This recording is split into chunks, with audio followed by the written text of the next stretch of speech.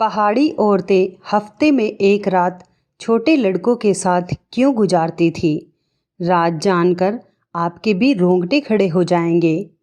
पहाड़ी औरतें नई उम्र के लड़कों के साथ जो काम करती हैं उसे जानकर आपके होश उड़ जाएंगे।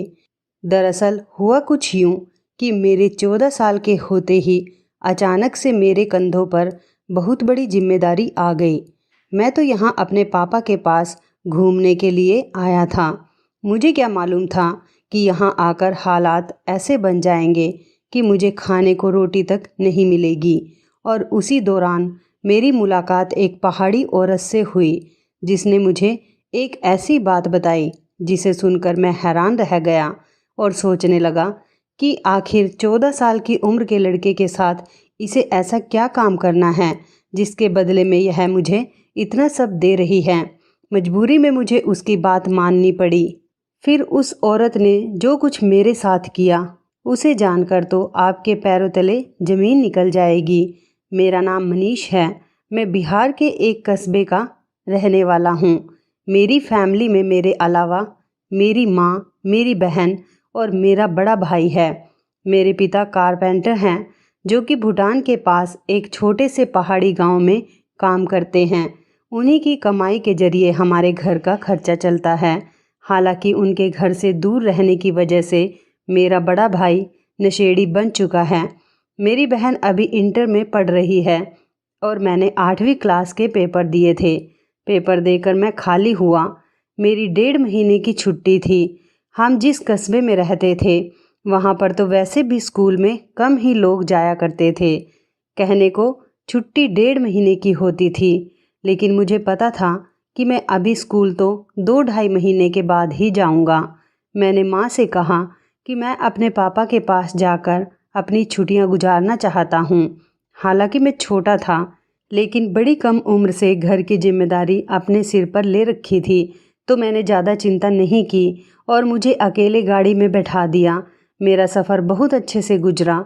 इस दौरान माँ ने मेरे पापा को चिट्ठी लिख दी थी जिसमें उन्होंने बताया था कि मनीष तुमसे मिलने तुम्हारे पास आ रहा है। मेरे पापा मुझे स्टेशन पर मिल गए। मेरे लिए तरह तरह की चीज़ें लेकर आए थे क्योंकि आज मेरा जन्मदिन भी था। पापा ने मुझे गले से लगाकर बहुत प्यार किया और कहा कि मनीष आज तुम पूरे 14 साल के हो गए हो। उसके बाद हम दोनों एक जिप्सी से पापा के घर की तरफ चलने लगे। जिप्सी पापा किराए पर लेकर आए थे।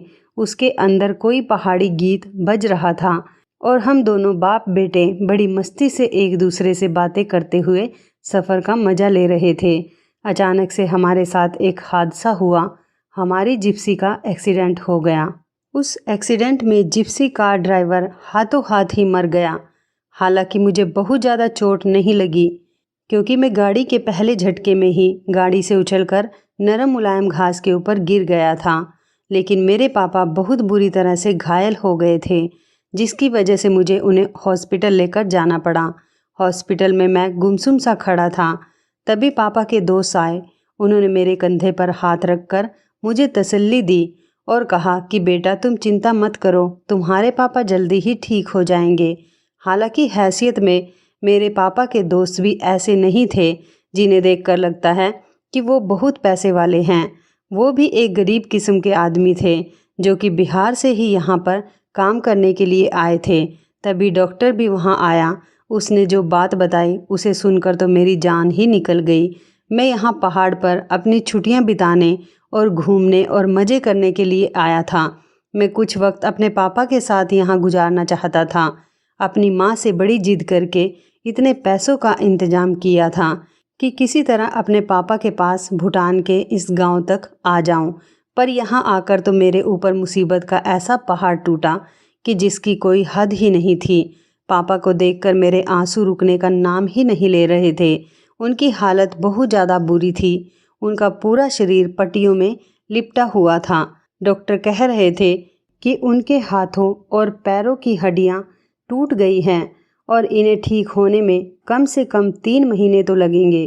पापा के दोस्त ने तुरंत उस कंपनी को फ़ोन किया जहां पर वो दोनों काम करते थे, ताकि उनकी कंपनी बुरे वक्त में मेरे पापा की मदद कर सके। लेकिन कंपनी के मालिक ने ये बात सुनकर उनसे साफ साफ कह दिया कि हम कोई भी खर्चा नहीं उठाएंगे और अब 6 महीने तक हमारे पास उनके लिए कोई काम नहीं है। हमने उनकी जगह किसी और को रख लिया है।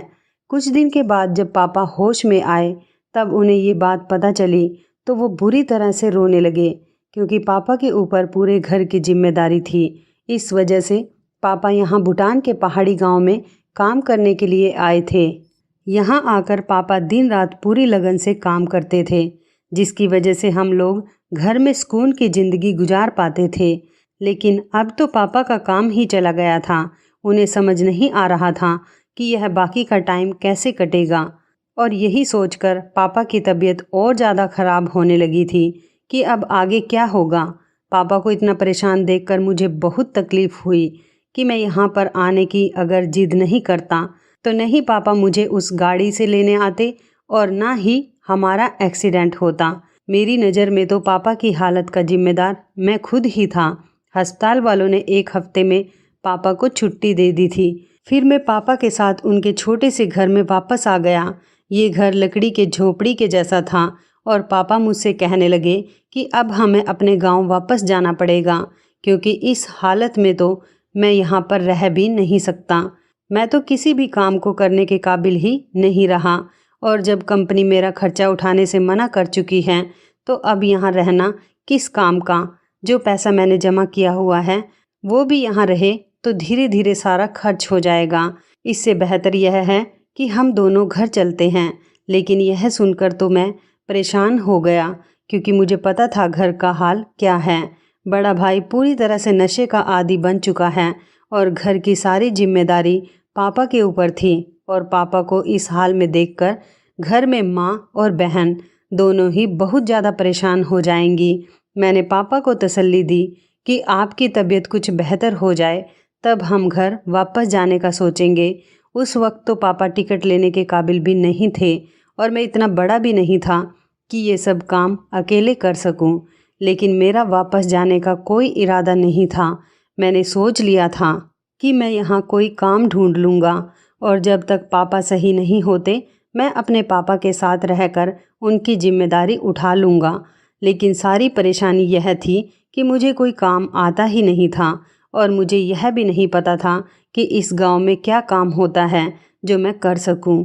इस छोटे से पहाड़ी गांव में 14 साल के छोटे बच्चे को काम पर रखने के लिए कोई भी तो राजी नहीं था, क्योंकि यहाँ के कानून के हिसाब से 14 साल के बच्चे को काम पर रखने पर कारखाने के मालिक को सख्त सज़ा हो जानी थी।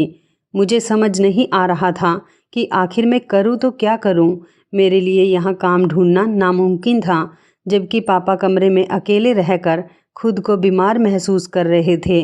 पापा को शाम में घर से बाहर ले आया ताकि पास के गार्डन में ले जाकर घुमाया जाए। वहाँ जब पापा बैठे हुए बच्चों को खेलता देख रहे थे तभी मेरी नज़र एक पहाड़ी औरत पर पड़ी। वह थोड़ी दूर पर बैठी थी और उसकी नज़रें मुझ पर बनी हुई थी। कुछ ही देर में पापा के दोस्त आ गए और पापा उनसे बात करने लगे। तभी उस औरत ने मुझे इशारा किया और अपने पास बुलाया।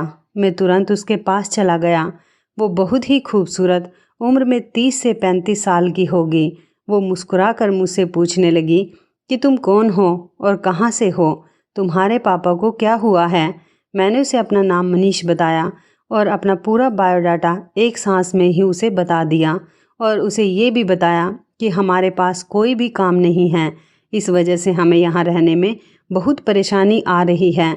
मेरी बात सुनकर वो धीरे से मुस्कुराई और मुझसे कहने लगी कि तुम्हारा गुजारा किस तरह चल रहा है। ये सुनकर तो मेरी आंखों में आंसू आ गए और मैंने उससे कहा कि पापा की नौकरी तो पहले ही जा चुकी है और मैं यहाँ काम ढूंढते हुए थक चुका हूँ, लेकिन कोई भी मुझे काम पर रखना नहीं चाहता। उस औरत ने मुझसे कहा कि अगर तुम्हें यहाँ पर कोई काम मिल जाए तो तुम क्या वो काम करोगे। मैं बहुत खुश हो गया। मैंने कहा क्यों नहीं, अगर कोई काम होगा तो मैं ज़रूर करूँगा। मैं तो खुद यही चाहता हूँ कि किसी तरह यहाँ पर मुझे काम मिल जाए और मैं 6 महीने तक पापा की जिम्मेदारी संभाल लूँ। उसके बाद वो अपनी जॉब पर वापस जा सके और हमारा घर वापस से अपने रूटीन पर सेट हो जाए। मेरी बात सुनकर वो भी खुश हो गई और मुझसे कहने लगी कि तुम मुझे बहुत पसंद आए, मुझे तुम्हारे जैसे ही किसी लड़के की तलाश थी जो कि मेहनती हो और कोई भी काम करने को राजी हो, यहाँ तक कि अपने घर वालों की खातिर अपनी जान तक देने के लिए राजी हो। मैंने हैरानी से उससे पूछा कि आपके पास मेरे लिए कोई काम है? उसने कहा कि हाँ, मेरे पास है, बल्कि तुम्हारे लिए तो बहुत अच्छा काम है जिसे करके तुम्हें खुशी भी होगी और तुम्हें बहुत पैसे भी मिलेंगे। सच बता रही हूँ, तुम बहुत मज़ा करोगे। उसकी बात सुनकर मैं खुश हो गया। आखिर में एक छोटा सा बच्चा ही तो था। मुझे तो ऐसा लगा जैसे मेरा मांगा हुआ कोई खिलौना मुझे मिल गया। इससे अच्छी तो कोई बात ही नहीं हो सकती थी। मैंने उससे कहा कि ठीक है, आप बस मुझे काम बता दीजिए, मैं अपने पापा से बात कर लूँगा। कहने लगी कि तुम्हें रोज़ सुबह से शाम तक मेरी कोठी पर आना होगा। 1 हफ्ते में मैं तुम्हें ट्रेनिंग दूंगी और उसके बाद तुम्हें काम बता दिया जाएगा, लेकिन तुम्हें पूरे हफ्ते का पैसा दिया जाएगा। उसने मुझे अपनी कोठी का पता समझा दिया और कहने लगी कि मैं तुम्हारा इंतज़ार करूँगी। अगर तुम मेरे घर आए तो मुझे बड़ी खुशी होगी। वो बहुत अच्छे से मुस्कुरा मुस्कुरा कर बात कर रही थी। मैंने उससे कहा कि आप मुझे काम तो बताइए, तो मुस्कुरा कर कहने लगी, मनीष बेटा, इतने भी क्या जल्दी है, पहले तुम आ तो जाओ। मैं उससे कोई और सवाल पूछता कि तभी मेरे पापा ने मुझे आवाज़ दे दी। उनके चेहरे पर तकलीफ़ साफ नज़र आ रही थी। शायद उनसे बैठा नहीं जा रहा था। मैं फ़ौरन पापा को लेकर घर की तरफ निकल पड़ा। रास्ते में पापा ने पूछा कि वो पहाड़ी औरत कौन थी और तुमसे क्या बातें कर रही थी। मैंने पापा को बता दिया कि वो औरत मुझे अपनी कोठी पर बुलाकर काम करवाना चाहती है। शायद उसे घर का कोई काम हो या फिर उसे मुझसे घर का सामान मंगवाना हो, वरना भला छोटे से बच्चे से औरत को क्या काम होगा। मेरी बात सुनते ही पापा ने साफ मना कर दिया और कहा कि अभी तुम सिर्फ 14 साल के हो, अभी तुम बच्चे हो, तुम यहाँ घूमने के लिए मेरे पास आए थे, मैं तुम्हें किसी काम पर नहीं जाने दूंगा। पहाड़ी औरत कौन है? ऐसे में किसी अनजान के घर तुम्हें कैसे भेज दूं? पता नहीं वो तुमसे कितना काम करवाएगी। पर मैंने पापा से कहा कि पापा, बस 6 महीने की ही तो बात है। एक बार जब आप ठीक हो जाएंगे तो आप अपनी कंपनी को वापस से ज्वाइन कर लेंगे और मैं वापस से आपकी सेवा करके अपने घर चला जाऊंगा और अपनी पढ़ाई लिखाई में लग जाऊंगा। लेकिन तब तक तो घर का खर्चा चलाने के लिए कुछ न कुछ करना ही पड़ेगा और वो औरत मुझे अच्छे खासे पैसे देने को तैयार है, तो फिर मुझे काम करने में क्या परेशानी होगी भला। पापा की आंखें भीग गई। वो कहने लगे कि मेरा छोटा बेटा इतनी जल्दी बड़ा हो गया कि मुझे समझाने लगा। मैंने पापा से कहा कि एक बार उस औरत के घर जाकर तो देखता हूँ, एक दिन जाऊँगा, अगर मुझे काम समझ में नहीं आया तो वापस आ जाऊँगा, कोई दिक्कत नहीं। मेरी बात सुनकर और घर की परेशानी को देखकर पापा मान गए और मुझसे कहने लगे कि अगर तुम्हें कोई परेशानी हो तो उसी वक्त वापस आ जाना। और ये बातें करते हुए हम अपने घर आ गए। रात भर मैं यही सोचकर खुश होता रहा कि मैं काफ़ी किस्मत वाला हूँ जो मुझे यह काम मिल गया, वरना मैं तो थक चुका था और हार मानकर घर वापस जाने की सोच चुका था। लेकिन मेरे दिल में थोड़ा सा डर भी था। मैं ये भी सोच रहा था कि ना जाने उसकी कोठी कितनी बड़ी होगी, क्या मुझे उसकी पूरी कोठी की सफाई करनी होगी। यही सब सोच अचानक से मेरी आंखें बंद हो गई और मैं सो गया। अगली सुबह मैं सवेरे सवेरे उठ गया था और पापा के सारे काम करके उस औरत की कोठी पर जाने के लिए निकल गया। उस औरत की कोठी हमारे घर से ज़्यादा दूर नहीं थी, इसलिए पापा ने वहाँ भेजने की हामी भर ली थी। साथ में पापा को यकीन दिलाया था कि कोई भी परेशानी होगी तो मैं सीधा घर आ जाऊँगा। उस औरत की कोठी पर पहुंचकर मैंने चौकीदार से कहा कि मुझे तुम्हारी मालकिन ने बुलाया है। उसने सर से पैर तक मुझे देखा और कहने लगा कि तुम रहोगे मैडम के पास। उसकी बात मुझे बहुत अजीब लगी, साथ ही वो बड़ी अजीब सी नज़रों से मुझे देख रहा था। उसके बाद उसने टेलीफोन के जरिए एक नौकरानी को बाहर बुलाया और मुस्कुराकर उससे कहा, ये बच्चा मैडम के साथ रहेगा। मालकिन एक से एक खूबसूरत लड़का ढूंढ कर लाती है, उनकी भी दाद देनी पड़ेगी। इस तरह की बातों को सुनकर मैं हैरान हो गया। भला काम करवाने के लिए किसी को खूबसूरत होने की क्या ज़रूरत है? मैडम को तो मेरे काम से मतलब होना चाहिए था। मुझे लगा शायद ये चौकीदार कुछ पागल सा है। नौकरानी चौकीदार की बात सुनकर हंसी और मेरा हाथ पकड़कर मुझे कोठी के अंदर ले गई। कोठी बहुत बड़ी थी और बहुत ही खूबसूरत भी। वहाँ तो किसी चीज़ की कमी नहीं थी। ऐसा लगता था जैसे कि सोने के किसी महल में आ गया हूँ। मैं अंदर जाकर खूबसूरत सोफे पर बैठ गया। मेरे सामने लीची का जूस रखा गया, बिल्कुल ऐसे जैसे मैं कोई ख़ास मेहमान हूँ। थोड़ी ही देर में मैडम भी वहाँ आ गई। मैं उस पहाड़ी औरत को देखकर हैरान रह गया। वो बहुत ज़्यादा खूबसूरत थी। लग रहा था जैसे मैं किसी फिल्म की हीरोइन को देख रहा हूँ। नाइट सूट में बहुत सारा मेकअप लगाए वो मेरे सामने बैठी हुई थी। हालांकि मेरी उम्र इतनी भी नहीं थी, लेकिन फिर भी वो मुझे बहुत ही हसीन लग रही थी। मैंने अपनी नज़र शर्म से नीचे कर ली। जो भी था वो मेरी मालकिन थी और मुझे उसके यहाँ काम करना था। मैंने जूस पी लिया तो मैडम ने मुझसे कहा कि तुम थोड़ी देर कमरे में जाकर आराम कर लो। उस औरत की ये बात सुनकर मैं हैरान हो गया। मैं तो यहाँ काम करने के लिए आया था, आराम करने के लिए नहीं, और ना ही कोई इतनी दूर से आया था कि मुझे आराम करने की ज़रूरत पड़े। मैंने फ़ौरन कहा कि मैडम मैं बिल्कुल तरोताज़ा हूँ, आप मुझे काम बताइए, मैं बड़ी मेहनत से आपका काम करूँगा। मेरी बात सुनकर वो पहाड़ी औरत अपनी खूबसूरत अंदाज में मुस्कुराई और बोली, काम तो तुम्हें ईमानदारी से ही करना होगा, इसी बात के तो तुम्हें पैसे मिलेंगे, लेकिन अभी तुम जाकर आराम करो और फिर मैं तुम्हारे पास आकर तुम्हें बताती हूँ कि तुम्हें क्या काम करना है। तभी एक और नौकरानी आई और वो मुझे लेकर एक बहुत खूबसूरत कमरे में चली गई। कमरा इतना बड़ा और इतना शानदार था कि मैं कुछ देर कमरे को देखता रहा। कमरा बहुत अच्छी तरह से सजाया गया था। जब से मैं यहाँ आया था पापा की तबीयत को लेकर बहुत परेशान था। ना तो मैं ठीक से कुछ खा पाया था और ना ही ठीक से कुछ देख पाया था।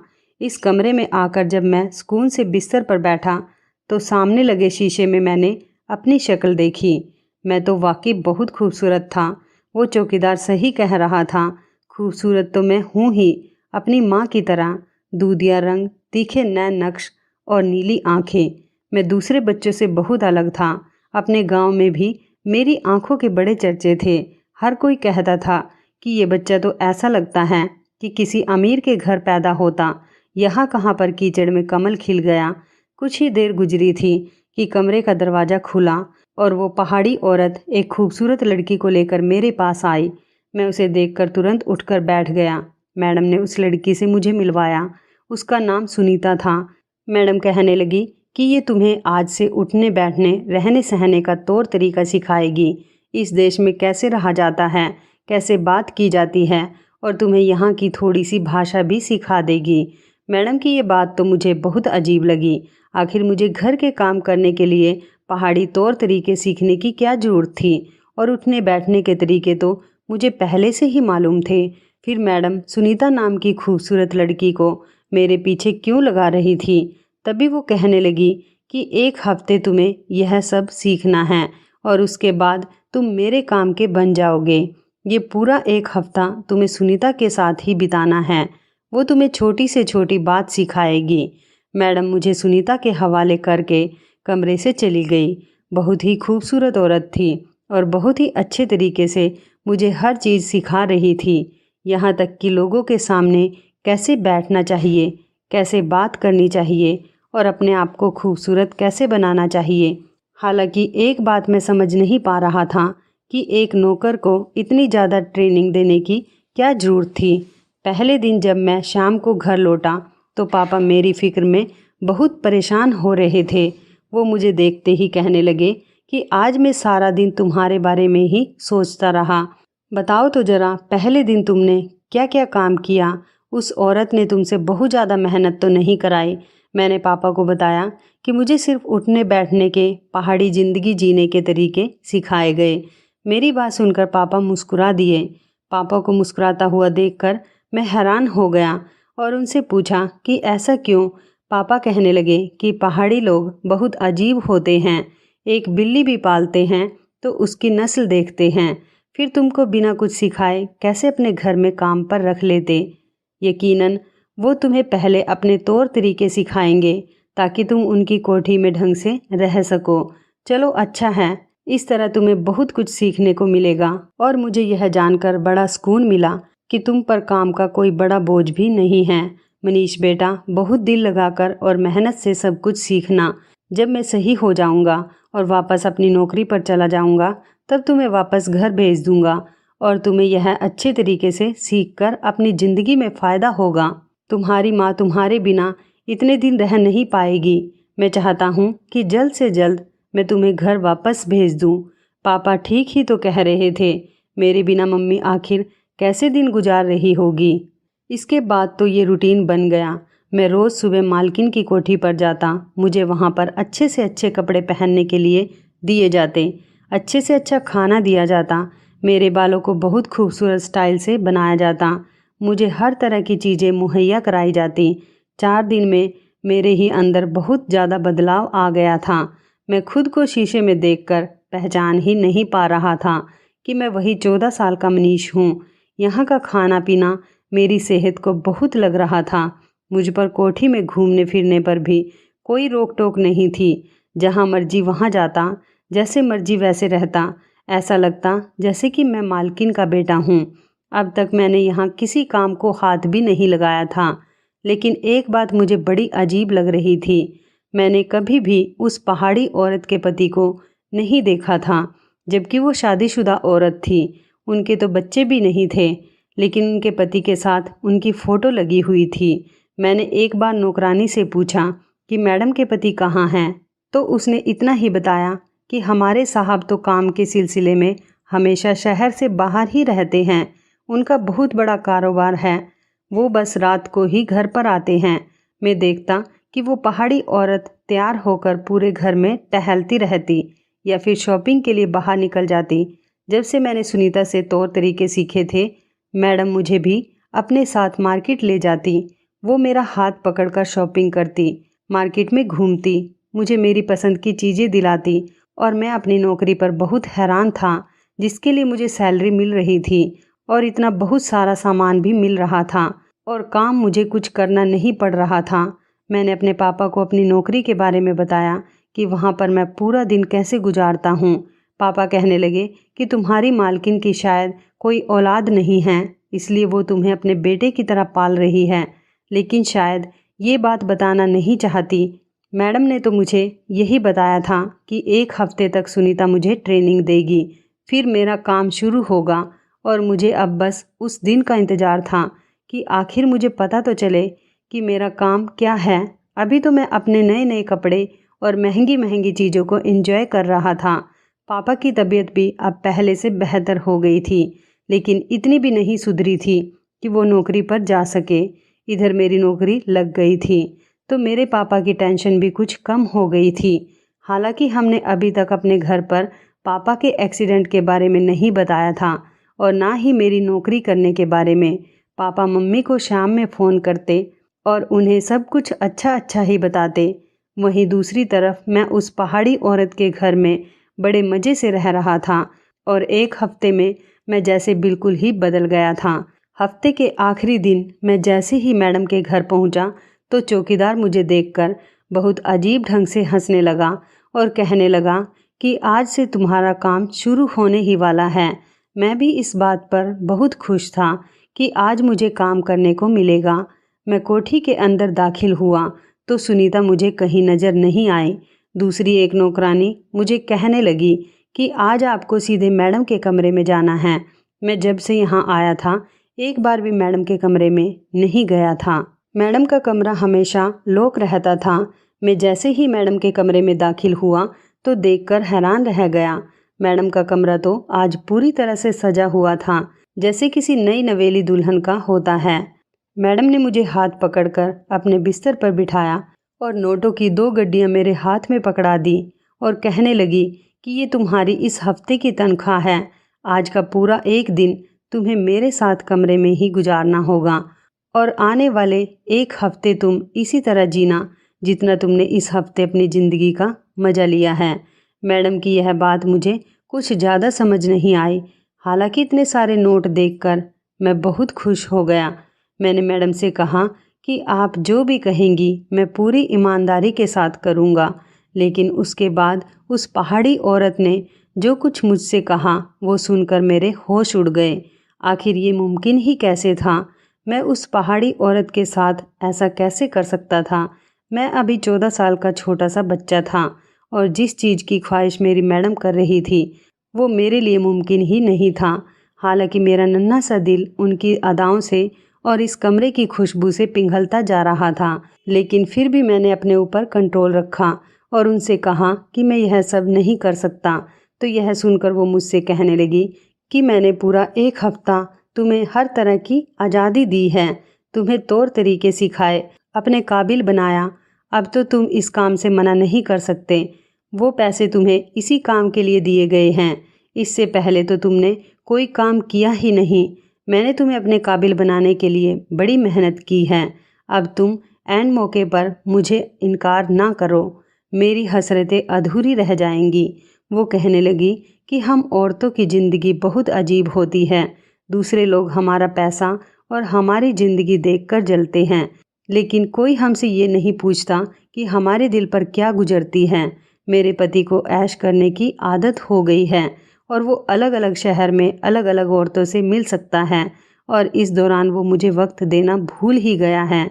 उसे तो यह भी याद नहीं कि मैं जवान और खूबसूरत हूँ और मेरे भी कुछ अरमान हैं, लेकिन उसकी दिलचस्पी तो मुझसे ज़्यादा बाजारू औरतों में है जिनको वो गलत तरीके से अपने साथ रखता है।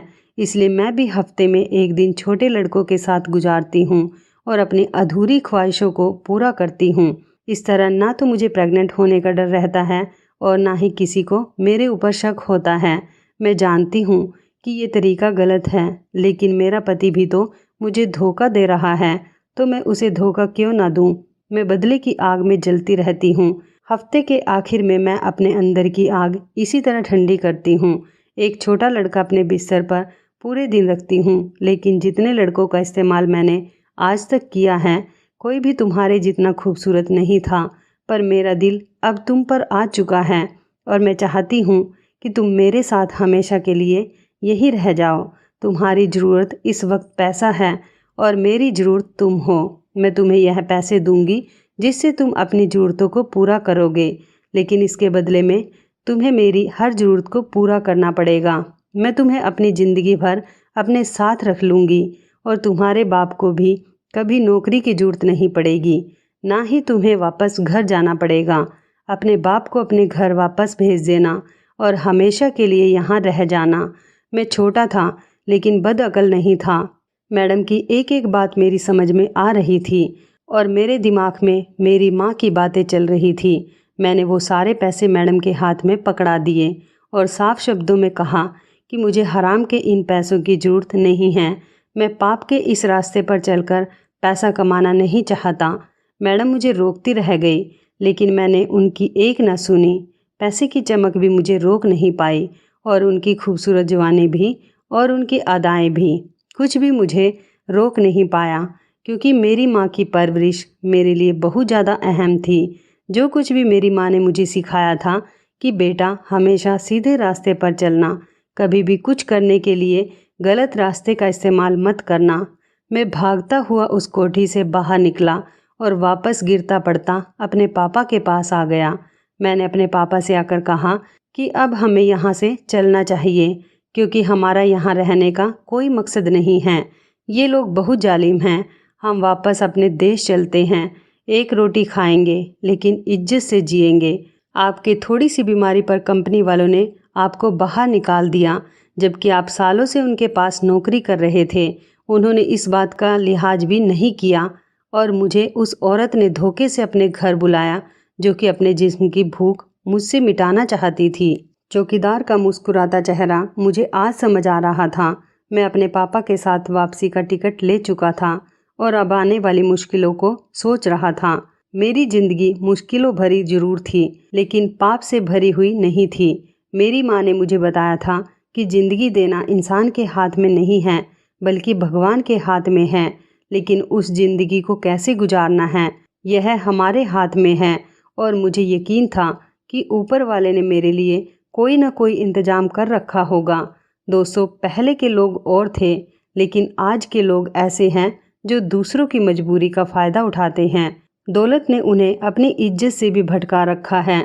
उन्हें इस बात का अंदाज़ा भी नहीं है कि वो कितना गलत कर रहे हैं। अगर आप इस कहानी के आखिर तक आ चुके हैं तो याद रखिए, आपको गलत काम करने के मौके बहुत मिलेंगे, लेकिन फ़ैसला आपको ही करना होगा। जब तक आप सही रास्ते पर रहेंगे, आपके साथ कभी भी कुछ गलत नहीं होगा। तो इस कहानी के बारे में आपकी क्या राय है, कमेंट करके ज़रूर बताइएगा। दोस्तों, आपको हमारी ये मज़ेदार कहानी कैसी लगी, आप हमें कमेंट बॉक्स में ज़रूर बताएं। यदि आपके पास भी ऐसी कोई प्यारी सी कहानी है या फिर ऐसी कोई कहानी जिससे कुछ शिक्षा मिले, तो आप हमारे साथ उसको ज़रूर शेयर करें। दोस्तों, यदि आपको हमारी ये वीडियो अच्छी लगे तो आप हमारी इस वीडियो को लाइक शेयर ज़रूर करें और ऐसे ही दिल को छू लेने वाली प्रेरणादायक कहानियाँ सुनने के लिए हमारे चैनल को भी सब्सक्राइब करें। यदि आप हमें फेसबुक पर देख रहे हैं तो आप हमारे फेसबुक पेज को लाइक और फॉलो ज़रूर करें। तो दोस्तों, फिर मिलते हैं ऐसी ही ज़बरदस्त कहानी या टिप्स के साथ नई वीडियो में। तब तक के लिए आप सभी का धन्यवाद। आप सभी अपना ख्याल रखना। आपका दिन शुभ व मंगलमय हो।